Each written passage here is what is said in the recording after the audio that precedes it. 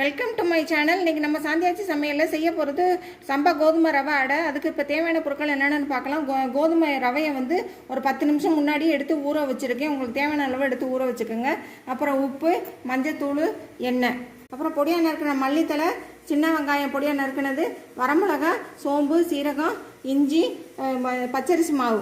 இப்போ ஒரு மிக்ஸி எடுத்துக்கிட்டு அதில் வரமிளகா, இஞ்சி, சோம்பு, சீரகம் இதை போட்டு முதல்ல ஒரு சுற்றி எடுத்துகிட்டு வந்துடலாம். இப்போ அரைச்சதோட இந்த உப்பையும் போட்டு இந்த ரவையும் போட்டு நான் வந்து கொஞ்சம் வலுவலுன்னு அரைச்சி எடுத்துகிட்டு வந்துடுறேன். அரைச்ச மாவோட பச்சரிசி மாவு போட்டு கொஞ்சம் தண்ணி ஊற்றி கரைச்சிக்கிட்டு இப்போ காமிக்கிறேன். மாவில் வந்து இந்த இப்படி புழிஞ்சு எடுத்தோம்னா இந்த சக்கை வருது. இந்த மாதிரி சக்கை வந்து பாருங்கள், இவ்வளோ சக்கை வந்திருக்கு. நான் ஒரு உலக்கு மாவு தான் எடுத்தேன், அதில் இவ்வளோ சக்கை வந்திருக்கு. இந்த மாதிரி புழிஞ்சு சக்கையை தனியாக எடுத்துருங்க. இப்போ இந்த வெங்காயம், மல்லித்தலையெல்லாம் போட்டு கலந்துக்கலாம். இந்த ஆட்டின மாவில் இப்போ வந்து மல்லித்தலை, மஞ்சத்தூள், வெங்காயம் எல்லாத்தையும் போட்டு இப்போ தோசைக்கல்ல ஊற்றிட்டு காமிக்கிறேன். நம்ம கோதுமை ரவை அடை வந்து சூப்பராக ரெடி ஆயிடுச்சு. இப்போ திருப்பி போட்டு டிஸ்பிளேல வச்சுட்டு காமிக்கிறேன். என்னோட கோதுமை ரவை அடை சூப்பராக